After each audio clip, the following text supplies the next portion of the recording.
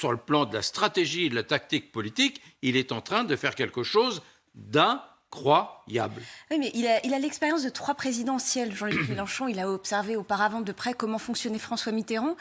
Il s'était planté complètement en 2017. En 2017, souvenez-vous, il n'avait pas reconnu sa défaite. Il était parti à l'attaque directement dès le mois de septembre sur la loi travail. Ses troupes s'étaient essoufflées.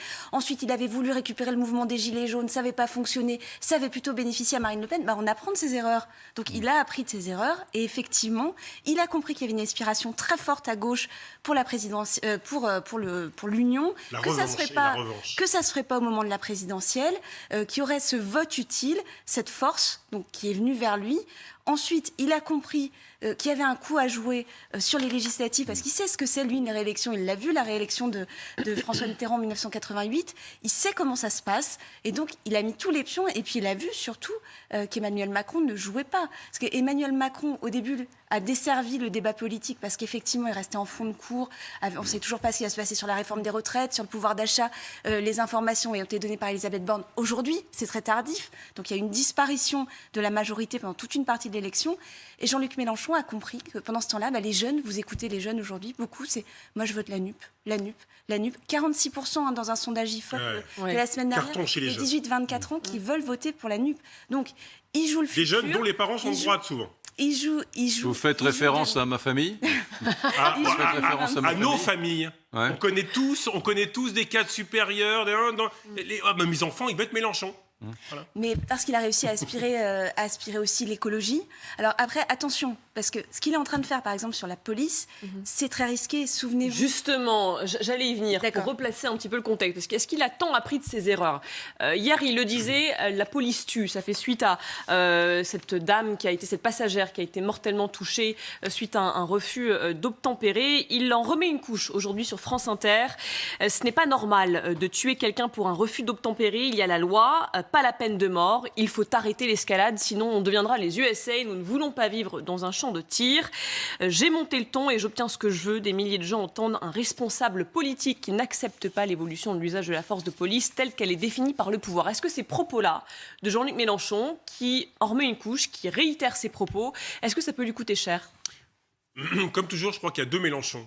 Il y a le Mélenchon dont a parlé Éric, qui est un redoutable tacticien, un remarquable tribun, et quelqu'un qui peut époustoufler par son verbe et même la façon dont il aborde des sujets des gens qui ne l'aiment pas. Et on sait que notamment Emmanuel Macron, par exemple, est quelqu'un qui admire sur le plan politique Jean-Luc Mélenchon. Voilà, ses proches disent, et il y a très très peu de personnes qu'Emmanuel Macron regarde, il écoute toujours Jean-Luc Mélenchon. Et il y a un deuxième Jean-Luc Mélenchon qui est inefficace et qui prend un risque électoral en abordant le sujet de la doctrine du maintien de l'ordre, qui est un vrai débat. Un vrai débat. La moitié des policiers qui sont morts sur les 12 derniers mois, ce sont dans des refus d'obtempérer. Ils ont extrêmement augmenté. Il y en a un toutes les 30 minutes. Que doit-on faire? Est-ce que les policiers ont bien agi? Il y a une enquête qui est en cours. Tout ça peut se débattre. Les 3 policiers sont ressortis libres, d'ailleurs. Exactement. Mais l'enquête n'est pas terminée. Mais en démarrant le débat avec la police tue, il dit, j'ai haussé le ton, comme ça on en parle. Vous n'avez pas un débat sérieux, puisque vous braquez immédiatement tous les syndicats policiers et tous les policiers. Donc les policiers immédiatement se braquent, et on a 2 camps qui ne s'écoutent pas. Jean-Luc Mélenchon qui parle à son noyau dur, et les policiers qui disent, mais il est dingue. Mais c'est un risque électoral. C'est le but recherché. C'est le but recherché. Oui, mais moi, mon commentaire, c'est que c'est inefficace. Je comprends pas, parce que le but recherché, j'entends, Guillaume, mais imaginez tous les électeurs socialistes de Carole Delga ou de la région... ou les Bretons. Ou de la région Bretagne, par exemple, qui sont des socialistes ou des gens de centre-gauche. Là, on leur donne pas envie de voter Mélenchon, là. J'en sais rien. Honnêtement, je pense que dans cette élection, à basse intensité, ce sont les plus radicaux qui mobilisent le plus. Et on voit bien une Marine Le Pen qui, je ne sais pas si elle est partie en vacances, mais en tout cas on l'entend plus beaucoup. Alors ça n'a jamais été son truc, les législatives. En plus, elle, contrairement à Mélenchon, elle n'a pas réussi, c'est le moins qu'on puisse dire, à coaliser qui que ce soit autour d'elle, même Éric Zemmour, alors qu'il aurait peut-être pu y avoir des choses à faire. Donc de l'autre côté, vous avez un Jean-Luc Mélenchon qui de toute façon, ça c'est une opinion personnelle, c'est très bien qu'il n'aura pas la majorité. Les Français ne sont pas d'accord sur grand-chose. Ils sont d'accord sur une chose, c'est que dans la grande majorité, ils ne veulent pas d'un Jean-Luc Mélenchon Premier ministre. Donc, il n'a rien à perdre, à mon avis, à se radicaliser. C'est comme ça qu'il a réussi à marginaliser les autres. Vous vous souvenez du score de Anne Hidalgo au premier tour de la présidentielle? Je veux dire, on n'avait jamais vu ça. C'est d'ailleurs pour ça qu'il a réussi à agglomérer tout le monde. C'est que c'est le seul qui surnage. Il surnage comment? En tenant un discours qui choque.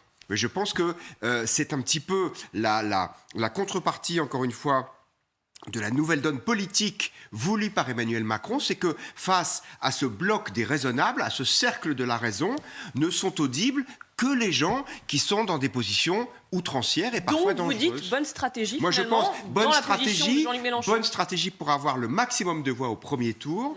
De toute façon, je pense, je peux me tromper, mais je pense que il y aura une déception du parti de Jean-Luc Mélenchon ou de sa coalition au second tour, parce que ça va faire peur, à mon avis, un score élevé au premier tour. Et puis c'est très difficile de faire des prévisions en siège. D'ailleurs, nos amis sondeurs le savent, et c'est un peu un casse-tête pour eux, parce qu'il y a autant de situations que de circonscriptions. Mais je crois qu'il veut aussi asseoir sa position sur la gauche.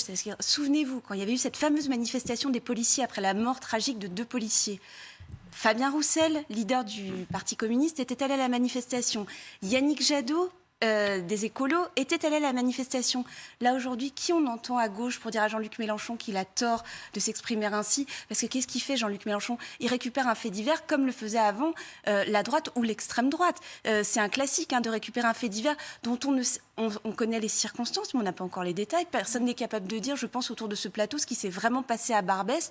On verra, l'enquête suit son cours. Donc c'est quand même une affaire très, très compliquée. Il s'en empare. Et les autres, moi j'ai vu Julien Bayou qui expliquait qu'il ne voyait trop rien à redire à ce qu'avait pu dire Jean-Luc Mélenchon, et les autres ne s'expriment pas. Donc qu'est-ce qu'il est en train de dire? En coulisses, ils n'en pensent pas moins, certains. Oui, mais c'est sa ligne. Il est en train de dire c'est ma ligne et rien d'autre. Et ce sera la même question sur l'Europe. La question se posera au moment des élections européennes en 2024. Ce sera la même chose sur le nucléaire. Il est en train d'étaler son emprise sur toute cette partie de la gauche et de dire c'est moi le chef et je serai peut-être, on verra, le chef pour 2027. Alors, ça fait quand même beaucoup réagir juste dans l'opposition, enfin, pas dans l'opposition, pardon, dans la majorité. Voilà ce que dit Elisabeth Borne. Je vais tousser, Eric, donc je vous laisse lire. Voilà ce que dit. Tousser librement. C'est un acte de liberté que de tousser. Je trouve très choquant la façon qu'a Jean-Luc Mélenchon de s'en prendre systématiquement à la police avec des propos totalement outranciers. Moi, je rappelle que les policiers, ils exercent une mission difficile au service des Français. C'est une banalité d'usage que nous rappelle Elisabeth Borne, mais... bon. Oui, alors, évidemment, l'exécutif essaye de mettre le match avec Jean-Luc Mélenchon pour essayer de mobiliser son électorat, c'est un grand classique. Mais il y a deux petits points quand même que je veux ajouter. Je rebondis sur ce que disait Guillaume. Le problème de ce genre de déclaration, c'est que la NUPES est une formidable machine de premier tour, parce que vous mobilisez votre électorat. Au second tour, vous pouvez avoir le plafond de verre, exactement comme le RN. C'est-à-dire que vous avez un plafond de verre. C'est dur d'avoir la majorité. Renaud, je ne suis pas d'accord. Vous avez toujours une vision prospective des choses. Vous épousez la vision de Guillaume Roquette, d'ailleurs. Mais moi, je pense que... C'est une critique ? Non, je l'accentue parce qu'il disait un formidable coup stratégique. Nous rentrons dans l'inconnu. Il y a une nouvelle génération qui vote Mélenchon massivement. Ce sont les jeunes. 46%. Il a réussi, semble-t-il, à amener ou à ramener vers les isoloirs les Français musulmans. Qui étaient les populations dans les banlieues, dans les quartiers populaires, qui étaient peu enclins à voter. Voilà. L'abstention reste forte dans les quartiers. L'abstention reste forte, mais il semble avoir mobilisé davantage que les autres. Et puis, donc, on a les jeunes, voilà, et on a la gauche traditionnelle. Donc, il est en train d'unir des gens qui, a priori, ne votaient pas toujours pour les mêmes candidats. Entièrement d'accord. Ça va faire une force politique considérable, et nous découvrons ce soir que dimanche, il y aura plus d'électeurs pour le NUP de Mélenchon que pour la Macronie. Si le sondage se confirme. J'entends. Ah bah non, mais attendez, soyez prudents, Eric. Ce serait un séisme. Oui. Ce serait un séisme.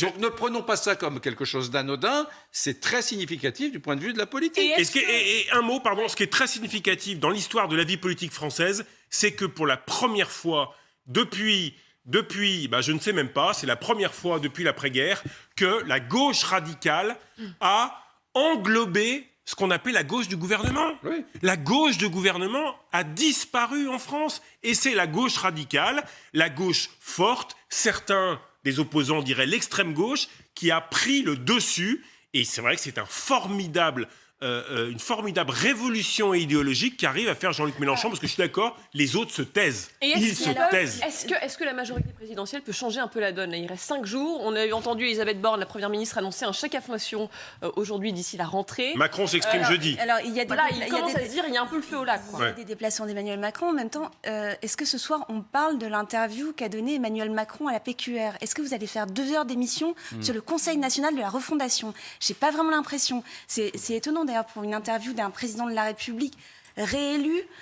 Une semaine avant les élections législatives, cette interview a laissé assez peu de traces finalement dans l'espace politique. Donc il a besoin effectivement de remettre un peu de charbon dans la machine, mais ce qui va fonctionner, ce que disait Guillaume tout à l'heure, c'est-à-dire qu'on commence à entendre de partout. Les journalistes politiques, vous savez bien, on les interroge toujours. Est-ce que tu crois vraiment que Jean-Luc Mélenchon peut gagner? C'est ça qui va fonctionner, par la peur. Et donc on voit bien la stratégie Christophe Castaner lundi matin, c'est des chars soviétiques, etc. Enfin, on retrouve tout le vocabulaire qu'on pouvait entendre, tous les arguments qu'on pouvait entendre en 1981 avant l'élection de François Mitterrand. D'ailleurs, on voit bien, c'est intéressant dans cette histoire. Jean-Luc Mélenchon, il joue Mitterrand 81, et puis Emmanuel Macron, c'est plutôt Mitterrand 88. Donc c'est intéressant de voir cette bataille entre les deux hommes. En plus, Guillaume vous Roquette. disiez séisme parce que la coalition de Jean-Luc Mélenchon arriverait en tête au premier tour. Mais aux élections européennes, c'est le Rassemblement national qui est arrivé en tête. Marine Le Pen avait le premier parti de France. Je veux dire, on découvre régulièrement que, encore une fois, dans des périodes de basse intensité politique, eh bien, toutes les colères qui sont sous-jacentes dans la société française, et Dieu sait qu'elles sont nombreuses et qu'elles sont fortes, eh bien, elles s'expriment. Et puis, je pense, peut-être qu'on se trompe tous les trois, et que c'est vous qui avez raison, mais moi, je pense qu'au second tour, la France raisonnable, entre guillemets, celle qui est un petit peu partie s'occuper de son jardin parce que c'est le printemps, elle va se remobiliser pour le second tour. N'empêche, Guillaume, qu'on a le sentiment que Macron, sans doute happé par la crise en Ukraine, n'a pas bossé. Ah mais c'est sûr. Il n'a Mais pas donné de souffle à c'est pas qu'il a pas son bossé, second c'est mandat. il était convaincu que sa stratégie de la présidentielle marcherait aussi pour les législatives. Rempart aux extrêmes. La présidentielle, c'était « c'est moi ou la guerre ». Donc on a voté pour lui, et là c'est moi ou les soviets, et vous allez voir que les gens vont voter pour lui, en tout cas au second tour. Peut-être Mais qu'il en craignait même aussi temps- que s'il avançait sur les sujets comme la réforme des retraites, etc., peut-être que c'était moins Bien risqué. sûr, Alors, il y a la trouille. finalement. la trouille. C'est ce qui s'est dit. En ça, c'est le Mitterrand de 81 et de 88. On sort de l'ambiguïté qu'à son détriment. Mais à mon avis, c'est une erreur parce que du coup, il donne une impression de flottement. Comme en plus sur le régalien, c'est pas vraiment brillant. Je rappelle les événements du Stade de France. Eh ben, c'est pas comme ça qu'il va mobiliser son électorat. Et puis, Soisy qui faisait allusion à l'instant. Annoncer la création d'une espèce de super conseil national des réformes 15 jours, 10 jours avant des élections législatives pour démobiliser les électeurs en disant vous savez c'est peut-être pas la peine d'aller voter parce que de toute façon moi je vais vous créer une espèce de machin nouveau qui va préparer les réformes. Honnêtement on a connu un Macron plus inspiré politiquement. Mais il y a aussi le contexte économique. C'est-à-dire que ce qu'on entend beaucoup, c'est que finalement, tout ce paquet pouvoir d'achat, c'est la dernière bonne nouvelle qu'Emmanuel Macron pourra donner aux Français. Parce que on va avoir une deuxième vague d'inflation au mois de septembre. Et une Donc, rentrée délirante. une La rentrée rentrée, compliquée, oui. Sur le plan économique, il va se passer des choses Très compliqué. Ouais. terrifiantes cet automne. Et donc, Emmanuel Macron... Ah oui, il va se passer. peut-être pas. Non, nous Voilà. allons connaître une crise majeure cet automne. Il y a quand même des pays africains qui se disent que là, ils ne vont pas avoir de quoi nourrir leur population dans les prochaines semaines. Moi, je pense que, voilà, sur le plan économique, on va vivre des heures très difficiles en octobre-novembre. On verra bien. Et donc, ces mauvaises nouvelles, vaut mieux les donner après les législatives, tout simplement. La situation est terrible, vous l'avez dit. Et donc, le paquet pouvoir d'achat, ça on en parle. La réforme des retraites, ce sera pour l'été 2023. On verra bien ce qu'il y a in fine dans la réforme des retraites. Mais selon la fameuse formule qu'on entend souvent de l'Élysée, là c'est le sucré, puis le salé va venir un peu plus tard, après les élections. Donc c'était difficile aussi d'en dire plus sans créer des mouvements. On voit les mouvements TVA social de Jean-Louis Borloo, vous vous souvenez, 40-50 députés de moins. Là, je pense que le Stade de France... a pu faire perdre quelques du mal. députés. Et la à campagne est très longue entre les deux tours.